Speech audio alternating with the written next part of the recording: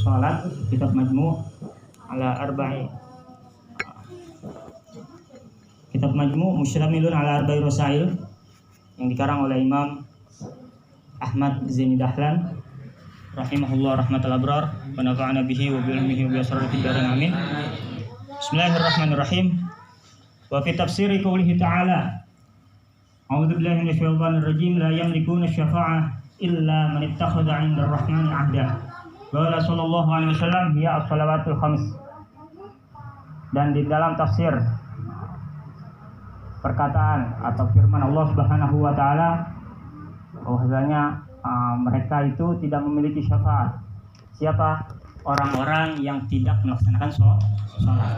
Sebagaimana yang sebulan lalu pernah dibahas bahwasanya barang siapa yang sabda Nabi Muhammad SAW, barang siapa yang meninggalkan sholat maka di wajahnya ditulis, barang siapa orang yang meninggalkan satu sholat dan dia tidak mendatangkan sholat tersebut, atau bahasa gampangnya dia tidak mengqadha sholat tersebut, maka di wajahnya ditulis hadza kharijun min rahmatillah wa ana bariun minhu, kata Nabi Muhammad SAW. Orang ini yang meninggalkan sholat ini keluar daripada rahmatnya Allah Subhanahu wa taala, dan aku terlepas diri, kata Nabi Muhammad, aku nggak bisa bantu. Kelak nih nanti orang tersebut saya nggak bisa bantu. Kenapa? Karena dia tidak melaksanakan sholat. Karena memang sholat ini penting. Banyak dari kita, termasuk yang bicara juga, masih ngegampangin sholat, masih entar-entarin sholat. Sedangkan kita pengen hidup bahagia. Sedangkan kita pengen hidup segala sesuatunya lancar. Sedangkan kita pengen rezeki kita barokah. Amin. Kita pengen rezeki kita banyak. Kita pengen rezeki kita berlimpah. Sedangkan kita nggak memperhatikan sholat. Sebagaimana yang dikatakan bahwa Nabi Muhammad SAW memerintahkan kepada Sina Abu Hurairah, ya Abu Hurairah, mur ahlaka bis shalah, fa inna Allah ya'tika bir rizq min haitsu la tahtasib, min haitsu la tahtasib.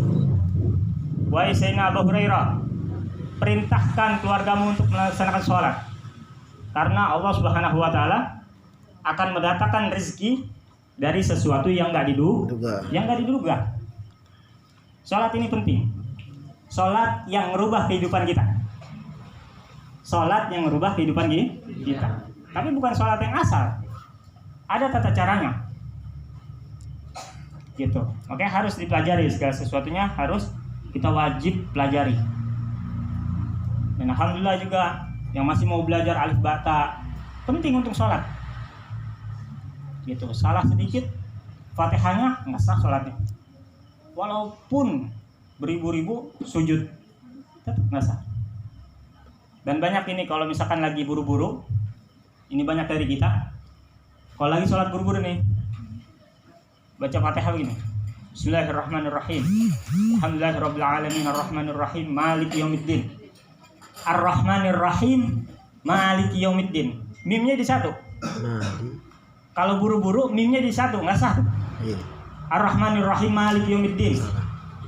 Kalau lagi buru-buru kan kadang gitu ya. Kalau kita lagi sholat gecek gitu. Sholatnya gecek gitu. Ar-Rahmanir-Rahim Maliki Yaumiddin. Kalau mau buru-buru seharusnya gini.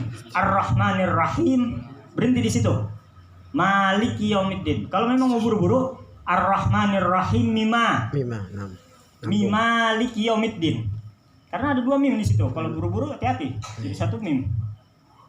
Salah, nggak kebawa hurufnya juga nggak sah.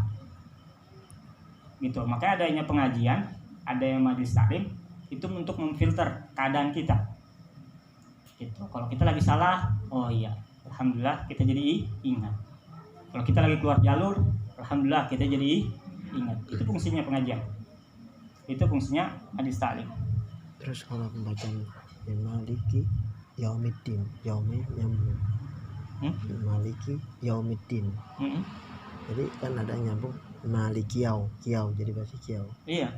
Iya, makanya itu kalau buru-buru juga itu jadi pokoknya kalau baca Fatihah buru-buru, kalau nggak terbiasa, apalagi kita yang masih baru belajar Fatihahnya, itu juga jadi sandung-sandung baca Fatihahnya. Gitu, makanya baca pelan-pelan aja.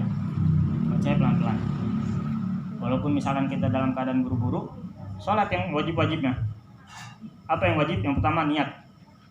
Ketika takbiratul ihram. Yang kedua apa?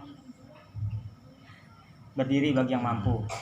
Yang ketiga apa? Membaca Fatihah. Nanti tanya bengong. Haus, minum. Emang nanti harus digeber lagi nih bab sholat nih. Kemarin bab wudu baru, cuma belum semua. Gitu. Sekarang wudunya harus praktek satu persatu. Sekarang orang juga wudunya tahu wajib wudu, tapi pada saat praktek salah. Dibilang niat ketika air jatuh di muka. Air masih di tangan udah niat, nawaitul wudu. Niat ketika air jatuh di muka. Pas air jatuh di muka, niat. Bukan air lagi di tangan OTW, dia udah niat. Ini salah juga. Makanya harus diperhatiin satu-satu. Harus ditengetin gitu. Itu biar benar sekalian. Biar jadi. Kayak penting, sholat itu yang merubah kehidupan kita. Itu. Sholat yang merubah kehidupan kita. Bukan pengajian, tapi sholat. Pengajian yang memberitahu. Ini begini, ini harus begini. Majelis taklim itu begitu ya, memberitahu harus begini. Kita yang berbuat, kita yang praktek, kita yang berusaha, kita yang bekerja kepada Allah sehingga kita mendapatkan gaji dari Allah langsung. Harus ada usaha kitanya juga. Gitu. Walaupun kita sakit juga tetap kita wajib sholat.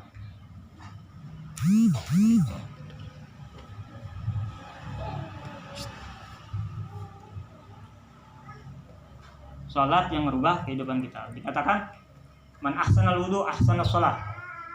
Barang siapa yang wudunya bagus, maka sholatnya bagus. Wa man ahsanaha ahsanallahu umura dinihi wa dunyahu. Dan barang siapa yang sholatnya bagus, maka Allah Subhanahu wa taala segala sesuatu yang kita inginkan, sholat. Kalau mau hati tenang, enak, nyaman, enggak uring-uringan, sholat. Walaupun kita masih bandel, sholat. Walaupun misalkan kita masih belum bisa ninggalin hal yang buruk, sholat. Mau bagaimanapun juga keadaan kita kudu sholat. Sebandel-bandelnya kita kudu sholat. Itu yang memfilter kita. Itu yang merubah ke depannya kita. Gitu. Kalau kita masih sholat, alhamdulillah. Gitu. Tapi di sisi lain juga kita harus belajar ilmu tentang sahnya sholat bagaimana. Gitu. Sesuai dengan rambu-rambunya itu bagaimana dalam melaksanakan sholat. Kita harus belajar airnya bagaimana, kita harus istinjanya bagaimana, ceboknya bagaimana, harus dehennya bagaimana. Itu harus semua itu ada tata caranya.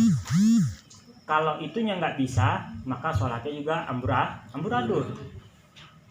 Gitu. Makanya benar-benar dari dasar, nggak usah malu untuk belajar. Nggak ada kata malu untuk belajar. Walaupun udah tua, walaupun udah punya anak, walaupun ada yang anaknya 4, ada yang udah kakek-kakek baru belajar Iqra. Iya. Niat, pengen bisa. Gitu. Sebab kalau dihitung dipegang kalimat malu terus nggak bakal bisa kita.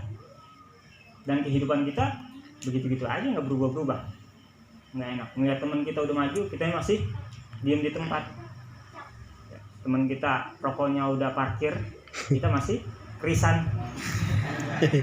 Tahu rokok kris ya? Batangan. Tasan. Di rokok masih pakai plastik. Itu rokok bikin cupang gitu.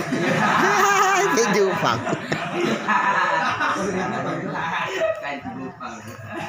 Wa sallallahu alaihi wasallam maftaradallahu 'alal ibad ba'da tauhid syai'an habba ilaih min as-salah.